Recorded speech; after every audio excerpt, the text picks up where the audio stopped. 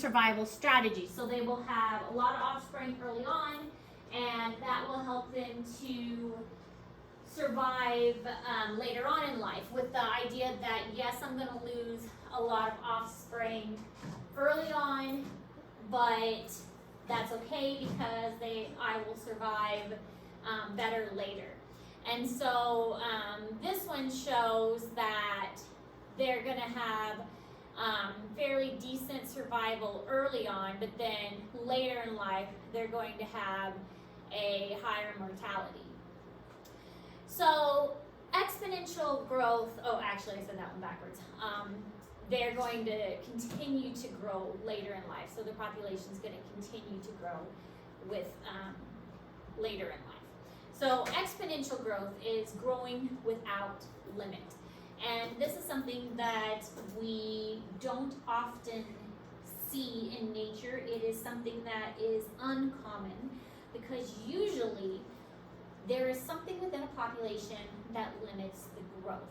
Exponential growth is rare because unlimited growth in an environment is not something that happens. There's usually a disease or a resource or a habitat or some kind of restriction that prevents growth from continuing without limits.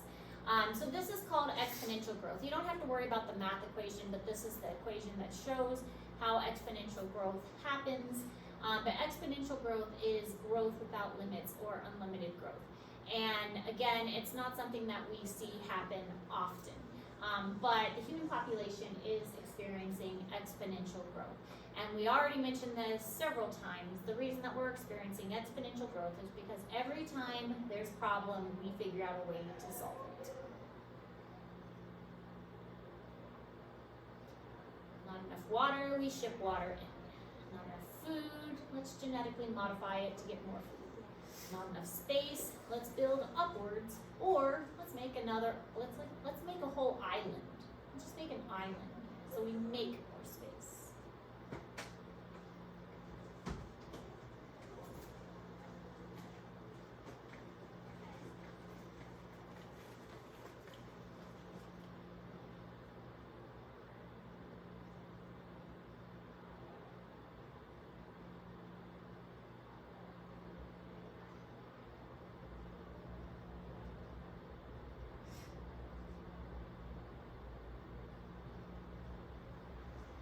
So again, this is something that's unrealistic in nature.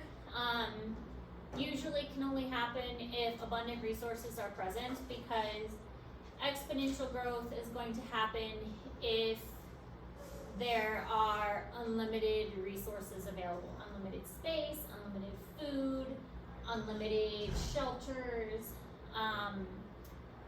There is very rarely unlimited supplies necessary for this. Usually there is some kind of limiting factor, and that's what it's called. It's called a limiting factor. Something that is going to limit a population from growing exponentially. Again, humans are the only ones that can experience this exponential growth.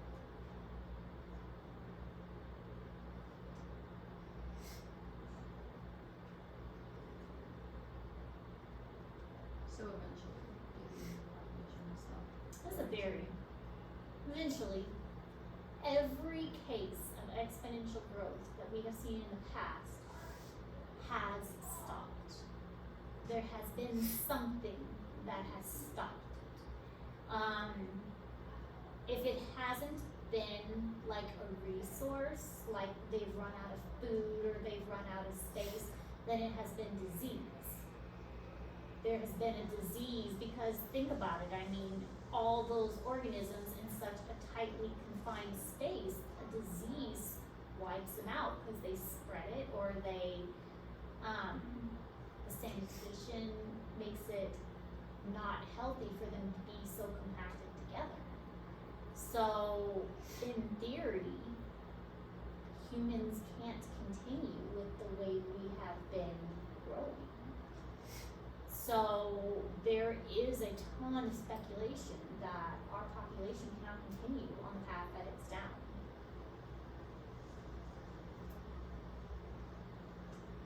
There was a lot of speculation that the coronavirus, it was predicted because it was a natural thing to expect some kind of new disease to come and wipe out a large portion of the human population, because that is a limiting factor. There are too many of us. Something needs to come and decrease our numbers. And the coronavirus, COVID-19, that was doing that. I mean, yes, it's tragic, and yes, we all lost somebody, and we know somebody who was impacted by it, but from a scientific, natural perspective, that's nature.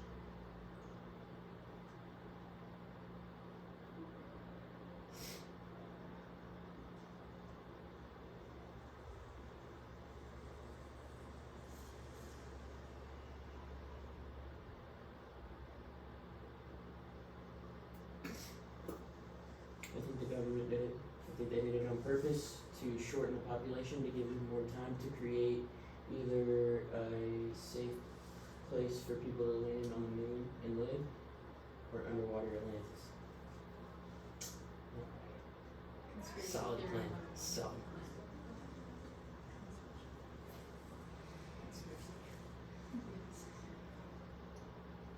There's a lot of thoughts out there.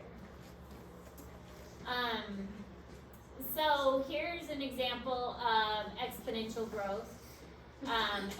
Years after colonizing. So pollen accumulation rate in lake sediment can be used as an index of population size. So they use pollen to kind of predict the pattern of tree growth.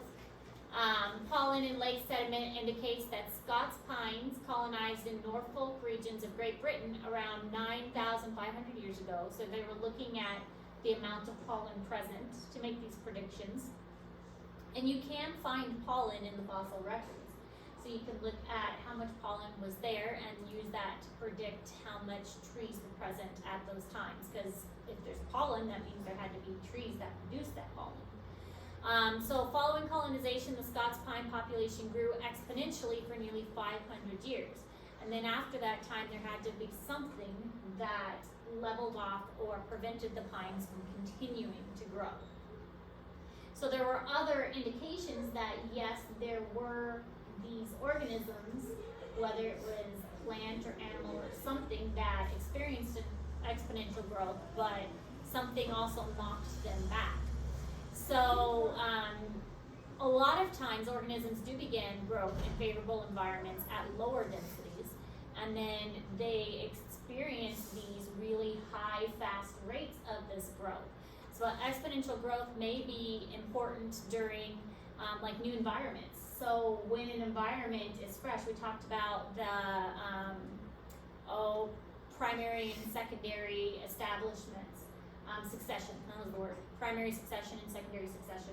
When these new environments are just starting to establish themselves, you might see a lot of really fast growth. And in those cases, it may look like you're having exponential growth, and that's normal. So temporary favorable conditions are recovering from exploitation. So if a forest gets cut down, then you can see a lot of them taking over really quick, recovery from this exploitation. But that's not going to be able to continue in the long term. It looks like exponential growth at first, but something eventually is going to limit that, some kind of limiting factor.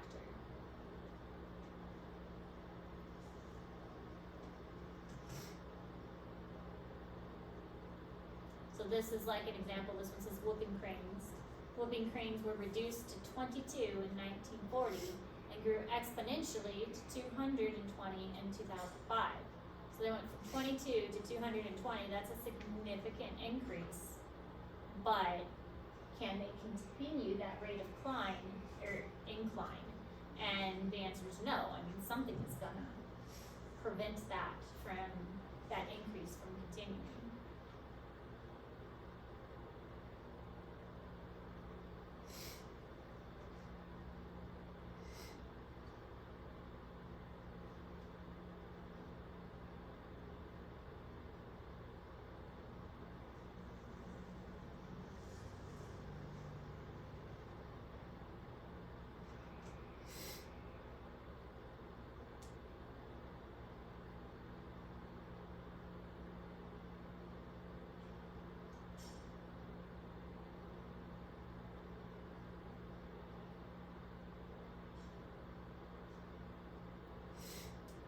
So here we can see how the world population is working, and this is kind of how, like the overall population.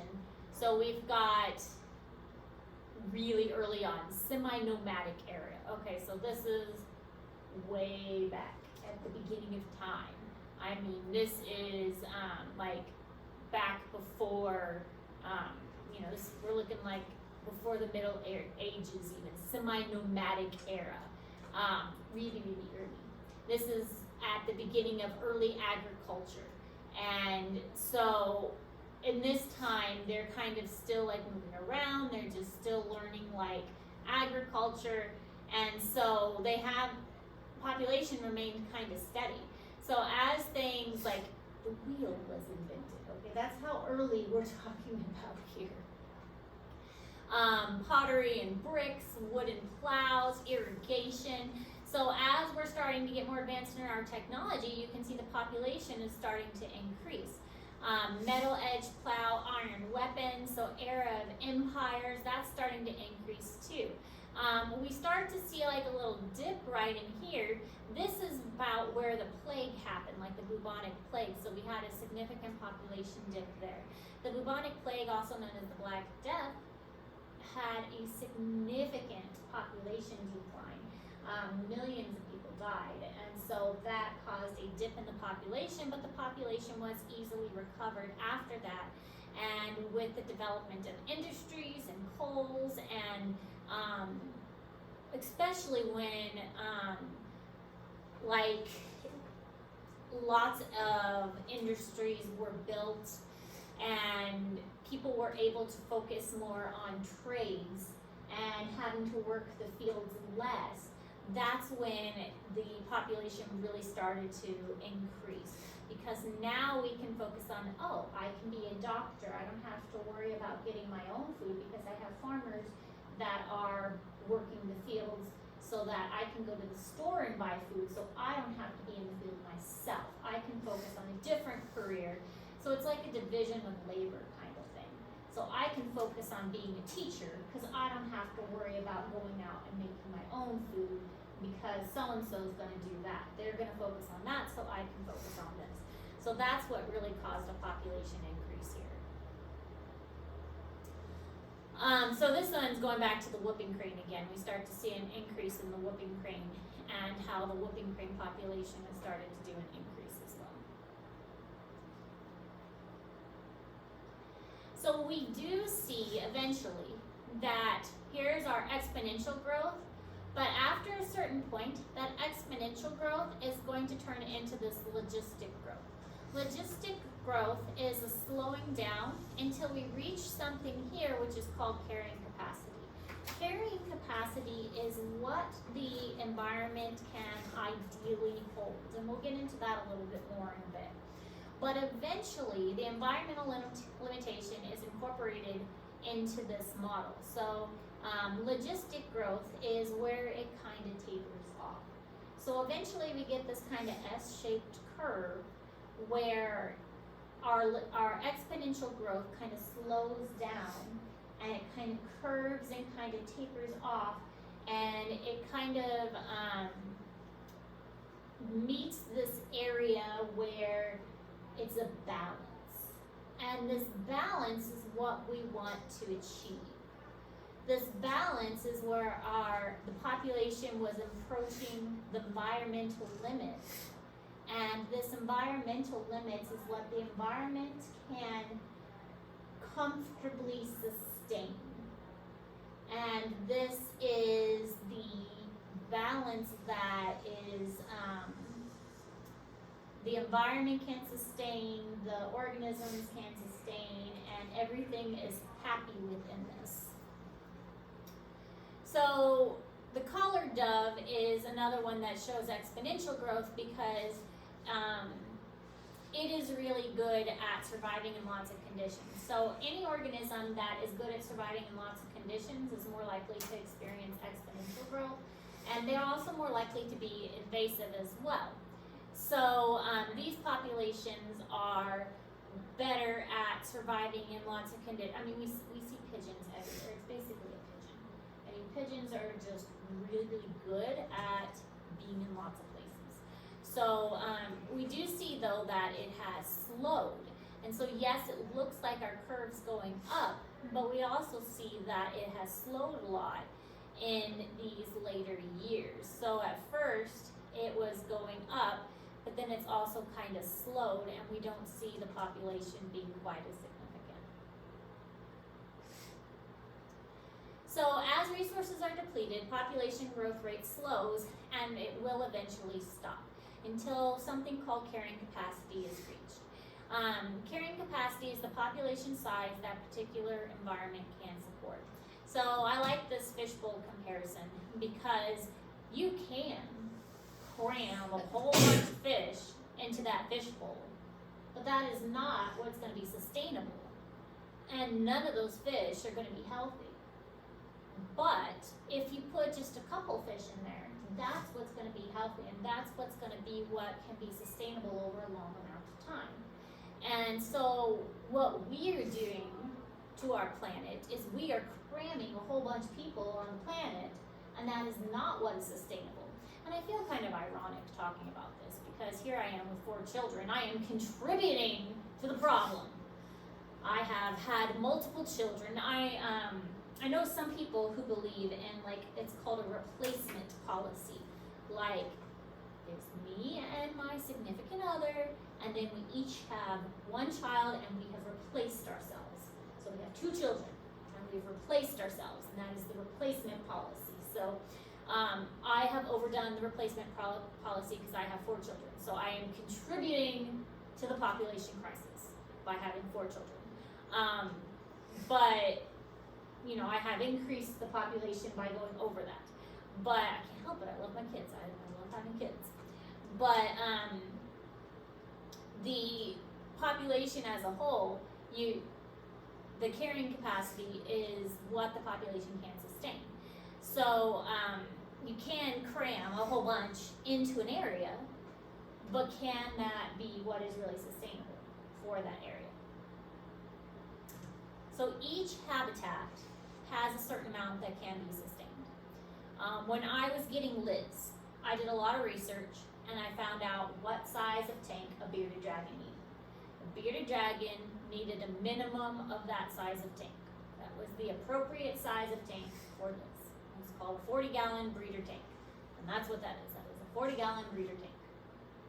And for the turtle, I know that tank is not going to be a good size for the turtle indefinitely. I mean, fine right now because the turtle's a baby. But that is not my intention for the turtle forever. The turtle's going to go live in my pond at home. So right now, the carrying capacity for that tank is fine. But when he is, you know, size of a plate, that is not going to work for him. That's not a good carrying capacity for him. Or her. I don't know what it is. So I like this picture as well for carrying capacity because it kind of gives a good visual of how a population works. So a population is constantly pouring into the environment. So the bucket is the environment and the water is the population that's going in. So everything that is flowing out is the population that is going out of the out of the environment. So you have human development, habitat loss, old age. All of this is causing animals to be removed from the environment. Starvation and accidents, predator and hunting, disease and parasites, all of that is causing animals to be removed from the population. And I say animals, but it goes for plants too. So anything that's overflowing can't fit in that population. So if you keep adding more and more and more, the bucket can only hold so much. And yeah, some things like starvation and accidents and predators and hunting will eliminate certain amounts from that population, but the environment can only hold so much. I mean, we can pour as much water as we want into that bucket, but the bucket can only hold so much. The environment can only support so many resources. So with carrying capacity is when we reach here. That's what K is. So this is the carrying capacity that this environment can support. And what's interesting is a lot of these graphs, when you chart them, you will naturally be able to see what the carrying capacity is. Now, a lot of times it's not going to be this beautiful, straight, smooth line. A lot of times it's like a bumpiness. that's right around this area. So you'll be able to predict what the carrying capacity is by having it right around this area. It's usually not perfectly straight like that. But what we see is the population will grow rapidly until we get to this part, and then it usually bumps around what the carrying capacity is. And it's a natural place that the environment finds on its own. And these are several things that help to the environment reach its carrying capacity.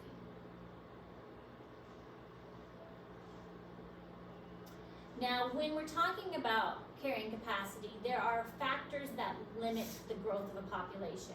And these limits fall into two things. There's density dependent and density independent. And this will be something that I ask about on the test. Different limiting factors. Is it a density dependent or is it a density independent? And just like the name suggests, it depends on the size. So a density dependent is, does it depend on the size of it? So for instance, a density dependent factor is, it depends on the size, such as a disease, competition, or predators. So if you have a large group of people that are compacted together, that's a density dependent factor. That's why when COVID was running rampant, everybody was like, stay 6 feet apart, stay 6 feet apart, stay 6 feet apart, because it was a density dependent factor.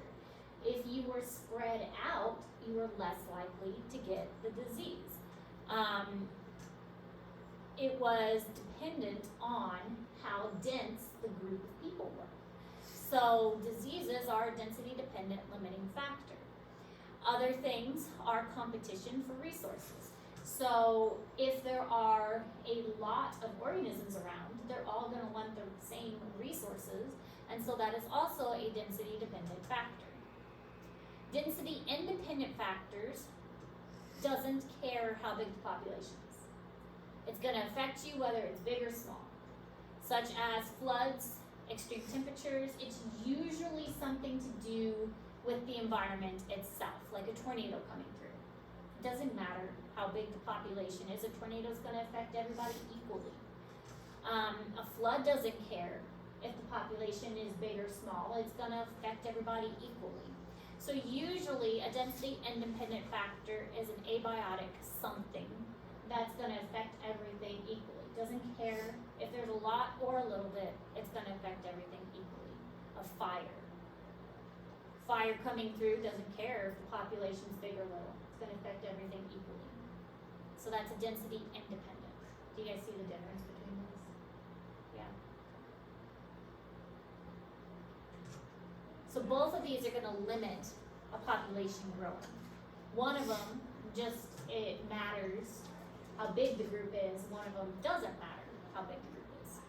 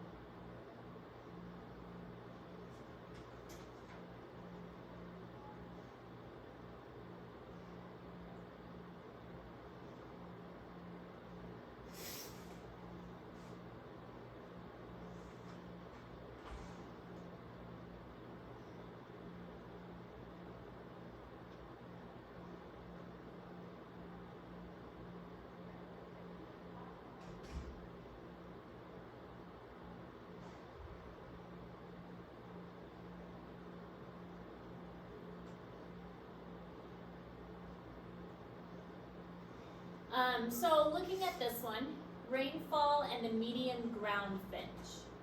So this is looking at the amount of rainfall and the number of finches over time. So, I have trouble seeing that. Maybe I need new glasses. Drought led to high mortality rate of finches, and abundant rain in 1983 led to high rates of finch population growth. So is this a density dependent or density independent? Rainfall and finches. Independent.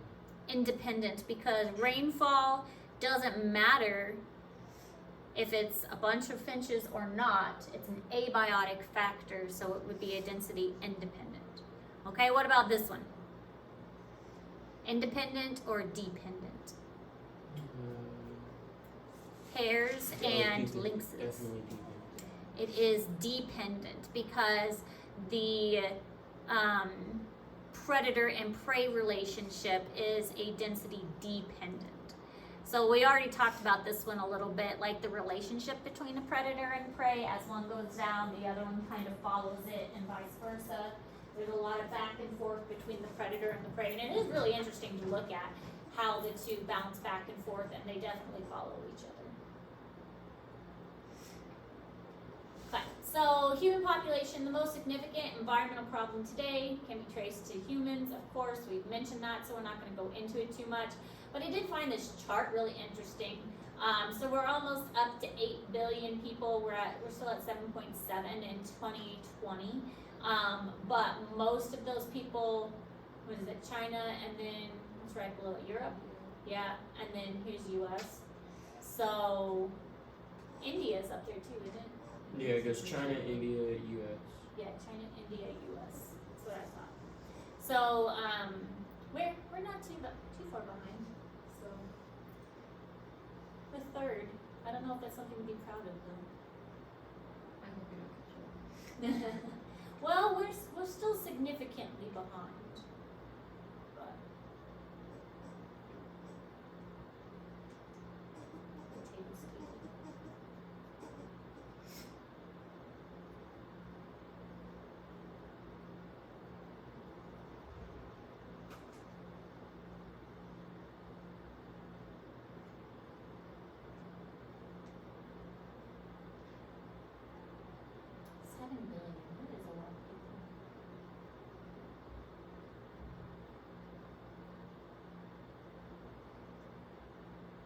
Anybody ever been outside the country?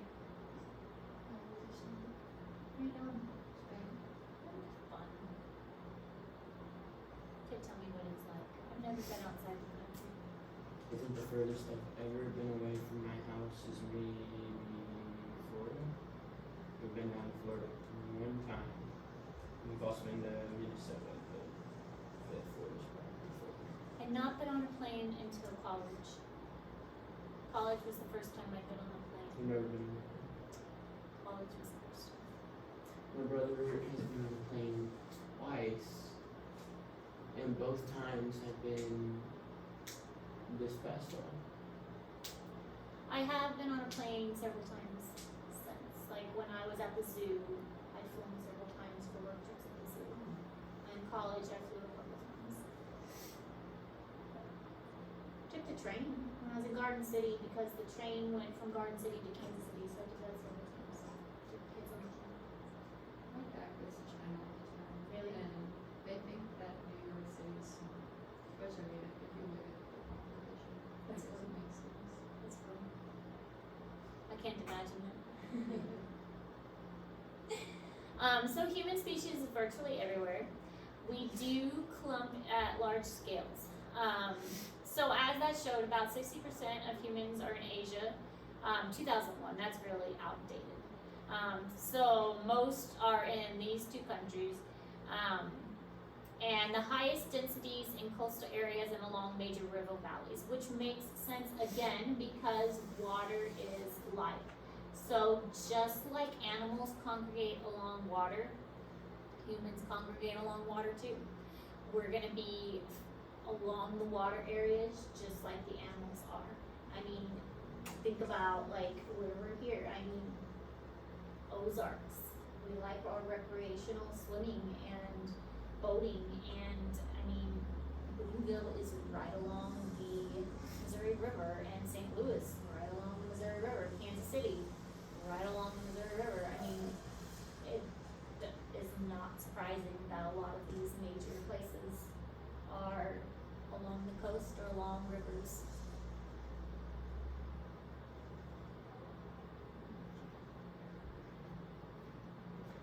You just keep interrupting my class. Mm-hmm. It's a lot of fun. Very disruptive.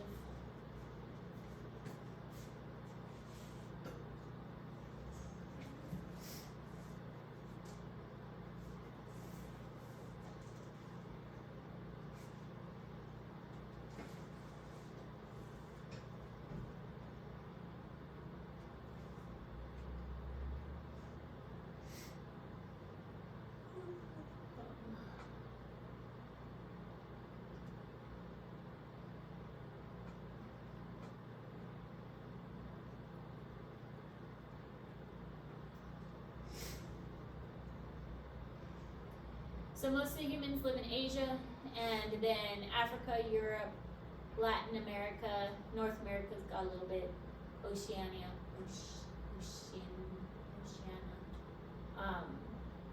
has the least. But Asia's got the most. And then we already did the assignment with the graphs, and the way that the graphs are formed, with males on the right and males on the left, females on the right. The graphs look different depending on which country we're talking about, and part of that is because of the technology, the medical care, the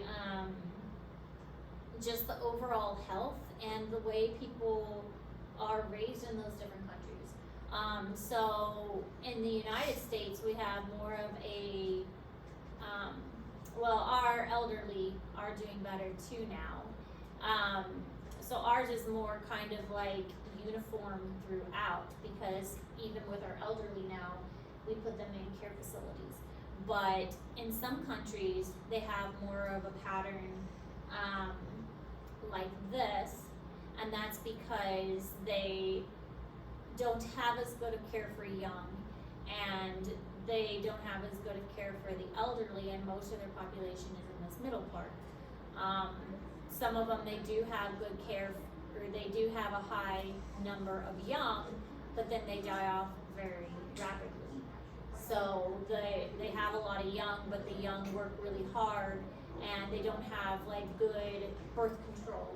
And so all of those, they have lots of babies, but the babies don't typically live very long.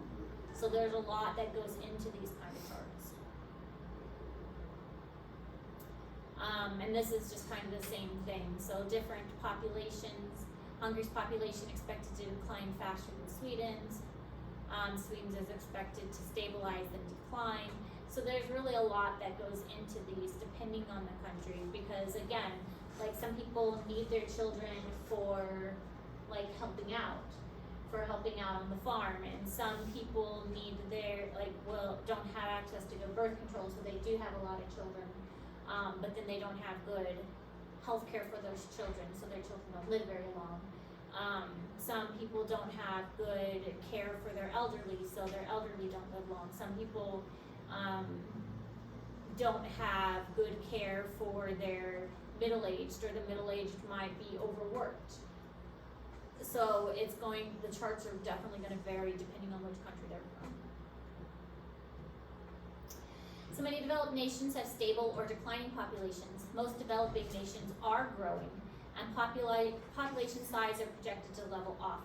And part of that is because, especially when you think about the populations here in the United States, people are waiting a lot longer to have children. I mean, me personally, we didn't have kids until I was 29. And so that's becoming more and more standard. People are waiting a lot longer to have children. They want to get their careers established first. Before it used to be common, like my mom had children when she was early 20s. And now that's not nearly as common as it used to be.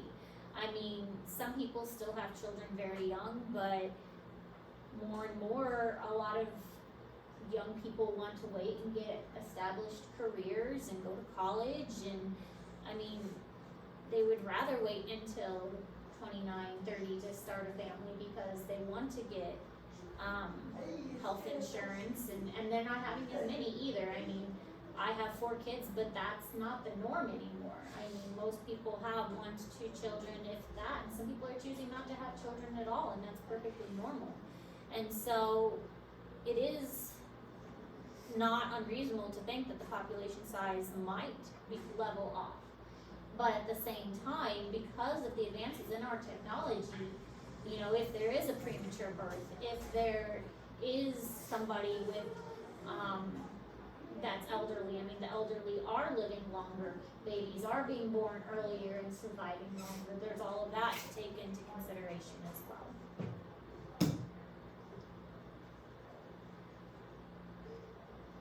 So this is like prospective population growth. Again, exponential growth here. And famine in China. So China growth, and China has been taking measures now to kind of restrict are they still like limiting the number of children they can have? Not anymore. Not anymore. Because there's not enough young people to take all the old people, so they put restrictions.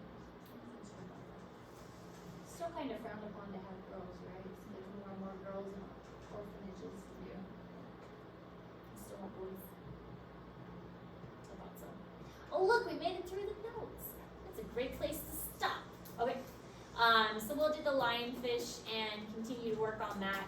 We will stop there for today, and we're almost out of time. Oh, look at us. Perfect. Finish that. Perfect.